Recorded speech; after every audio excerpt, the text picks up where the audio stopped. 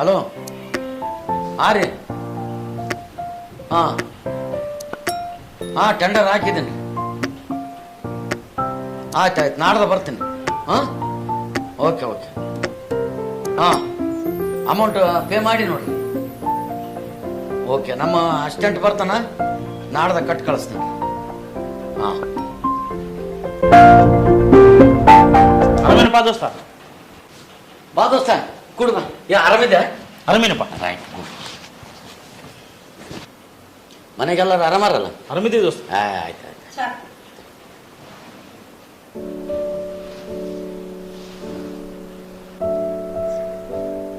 ಏನಿಲ್ಲ ದೋಸ್ತ, ಮಗಳನ್ನ ಡಾಕ್ಟರ್ ಓದ್ಸಕತ್ತಿದ್ದೆ. 2 ಲಕ್ಷ ರೂಪಾಯಿ ಕಡಿಮೆ ಬಿದ್ದಿದ್ವು, ಫೀಸ್ ಕಟ್ಟೋದಿತ್ತು, ಅದಕ್ಕೆ ಕೇಳೋಣ ಅಂತ ಬಂದೆ. ಆಯ್ತು ದೋಸ್ತ, ಬರ್ತೀನಿ.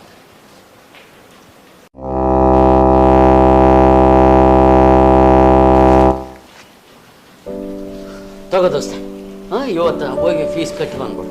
ಕಾಲೇಜಿಗೆ ಹೋದೆ ಅಂದ್ರೆ ಮಗಳ ಕಡೆಯಿಂದ ಫೋನ್ ಮಾಡ್ಸ ಭಾಳ ದಿನ ಆಯ್ತು, ಹುಡುಗರು ನೋಡಿಲ್ಲ. ಇನ್ನೇನು ಬಂದೆ ಅಂದ್ರೆ ಮಗಳು ಕರ್ಕೊಂಬ. ಹಾಂ, ರೈಟ್.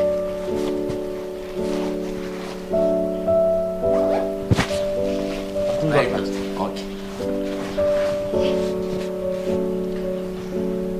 ರೀ, ಬರೇ ದೋಸ್ತಾನಕ್ಕೆ ನಂಬಿ ಇಷ್ಟಿಷ್ಟು ದುಡ್ಡು ಕೊಡ್ತಿರಲ್ಲ, ಇದು ಮೊದ್ಲೇ ಮೋಸದ ಕಾಲ ಆದ್ರಿ. ಒಂದು ಬಾಂಡನ್ನ ಬರ್ಸಬೇಕು, ಒಂದು ಪತ್ರನ ಬರ್ಸಬೇಕು, ಇಷ್ಟೆಲ್ಲ ಕೊಟ್ರೆ ಹೆಂಗ್ರಿ? ನಾನು ಈ ಸ್ಥಿತಿಗೆ ಬರೋದಕ್ಕೆ ಕಾರಣನೇ ನಮ್ಮ ದೋಸ್ತ. ಹಿಂದಕ್ಕ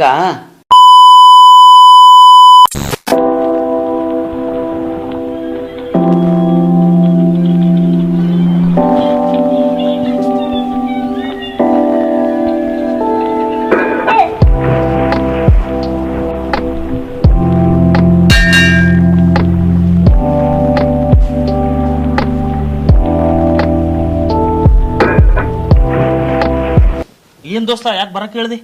ಏನಿಲ್ಲ ದೋಸ್ತ, ಒಂದು ಬಿಸ್ನೆಸ್ ಮಾಡ್ಬೇಕಂತ ಮಾಡೀನಿ. ಅದಕ್ಕೆ ಬಂಡವಾಳ ಎಲ್ಲ ಲೆಕ್ಕ ಹಾಕಿದ್ರೆ 5 ಲಕ್ಷ ತನ ಬರ್ತದ. ಅದಕ್ಕೆ ಸ್ವಲ್ಪ ಒಂದು 5 ಲಕ್ಷ ರೂಪಾಯಿ ಅನುಕೂಲ ಮಾಡಿದ್ರೆ ಮತ್ತೆ ಬಿಸ್ನೆಸ್ ಮಾಡ್ಬೇಕಂತ ಮಾಡೀನಿ. ವರ್ಷ ಇಷ್ಟು ಮುಟ್ಸಂತ ಹೋಗ್ತಿದ್ದೆ, ಸ್ವಲ್ಪ ಅದೊಂದು ಅನುಕೂಲ ಮಾಡಪ್ಪ ನೋಡು. ಅಲ್ಲ ದೋಸ್ತ, ಊರ್ ಮಂದಿಗೆ ನಿಮ್ ತಮ್ಮ ಸಾಲ ಕೊಡ್ತಾನ, ನೀನ್ ನನಗೆ ಕೇಳ್ತಲ್ಲ? ನಮ್ಮ ತಮ್ಮನ್ನ ಕೇಳಿದ್ನಪ್ಪ, ಸಂಬಂಧಿಕರೊಳಗೆ ನಾವು ಸಾಲ ಕೊಡೋದಲ್ಲ ಅಂತೇಳಿ ಖಂಡಿತ ಹೇಳಿ ಕಳಿಸಿಬಿಟ್ಟ. ಅದಕ್ಕೆ ನಿನ್ನ ಕೇಳಕತ್ತೀನಿ. ದೋಸ್ತ, 5-10 ಅಂದ್ರೆ ನಾನು ಹೆಂಗನ ಮಾಡ್ತಿದ್ದೆ. 5 ಲಕ್ಷ ದೊಡ್ಡ ಅಮೌಂಟ್ ಆಯ್ತು. ಯಾರ ಸೌಕರ ಹತ್ರ ಹೋಗಿ ಕೇಳ್ಬೇಕಂದ್ರೆ ಏನನ್ನು ಒತ್ತಿಡ್ಬೇಕಾಗ್ತದ. ದೊಡ್ಡ ಅಮೌಂಟ್ ಆಯ್ತು, ಹೆಂಗ ಮಾಡ್ಬೇಕಪ್ಪ ದೋಸ್ತ? ಏನನ್ನ ಒತ್ತಿಡ್ಬೇಕಂತಂದ್ರೆ ನನಗಂತೂ ಹೊಲ ಇಲ್ಲ, ಏನಿಲ್ಲ. ಮತ್ತೆ ಹೆಂಗ ಮಾಡಮ್ ದೋಸ್ತ?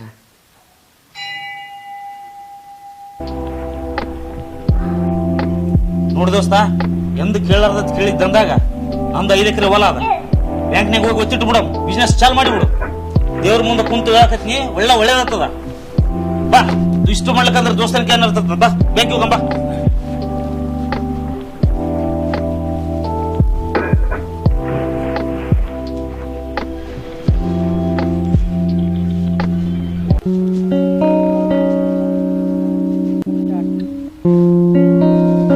ಏನಾನ ಬೇಕಾದ್ರೆ ಫೋನ್ ಮಾಡು. ಏನ ದೋಸ್ತ, ಭಾಳ ಉಪಕಾರ ಆಯ್ತಪ್ಪ. ಅಲ್ಲ, ನನ್ನಂಥವನಿಗೆ ಆಸ್ತಿಲ್ಲ, ಅಂತಸ್ತಿಲ್ಲ. ನನ್ನ ಏನು ನೋಡ್ಲಾರ್ದ ಒಮ್ಮಿಂದೊಮ್ಮೆಲೆ ಬ್ಯಾಂಕಿನ ನಿನ್ನ ಹೊಲನ ಹಳ್ಳಿ ಅಡವಿಟ್ಟು ನನಗೆ 5 ಲಕ್ಷ ರೂಪಾಯಿ ತಂದು ಕೊಟ್ಟು ಈ ಉಪಕಾರನ ನಾನು ಉಸಿರಿರೋವರೆಗೆ ನಾನು ಮರೆಯೋದಿಲ್ಲಪ್ಪ. ಅಂದಂಗ ದೋಸ್ತ, ಇದು ಪತ್ರನ ಒಂದು ಬಾಂಡನ ಬರ್ಕೊಡ್ತನಪ್ಪ. ಅಕಸ್ಮಾತ್ ನಾ ಸತ್ನಂದ್ರೆ ಅವಾಗ ಹೆಂಗ್ ಮಾಡ್ತಪ್ಪ? ಅಂತ ಮಾತಾಡ್ತು ದೋಸ್ತ.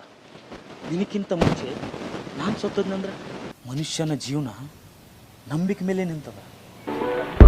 ನಾವೊಬ್ರು ಕೆಟ್ಟದ್ ಮಾಡಿ ಕೆಟ್ಟದ್ ಮಾಡಲ್ಲ, ದೇವ್ರು ಇನ್ನೊಬ್ಬನ ಸೃಷ್ಟಿ ಮಾಡಿ ನಿನಗೆ ಒಳ್ಳೇದು ಮಾಡಿ ದೇವ್ರು ನನಗೆ ಒಳ್ಳೇದು ಮಾಡಿ.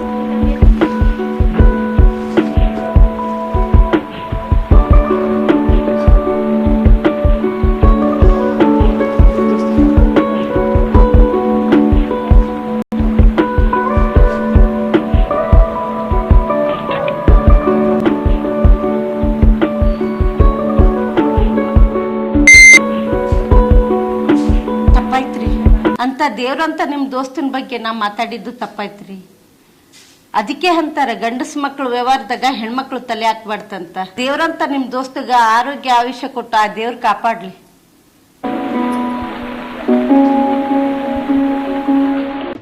ಜೀವನದಲ್ಲಿ ಎಷ್ಟೋ ಜನ ಪರಿಚಯ ಆಗ್ತಾರೆ, ಆದರೆ ನಮ್ಮ ಸಂತೋಷಕ್ಕೆ ಕೆಲವರು ಮಾತ್ರ ಕಾರಣರಾಗ್ತಾರೆ. ಅವರೇ ನಮ್ಮ ನಿಜವಾದ ಸ್ನೇಹಿತರು. ಸಿಗದವರನ್ನು ಹುಡುಕಬೇಡಿ, ಸಿಕ್ಕವರನ್ನು ಬಿಡಬೇಡಿ, ಬರದವರನ್ನು ಕಾಯಬೇಡಿ, ಬಂದವರನ್ನು ಕಾಯಿಸಬೇಡಿ, ಕೊಡದವರನ್ನು ಕೇಳಬೇಡಿ, ಕೊಟ್ಟವರನ್ನು ಎಂದೂ ಮರೆಯಬೇಡಿ.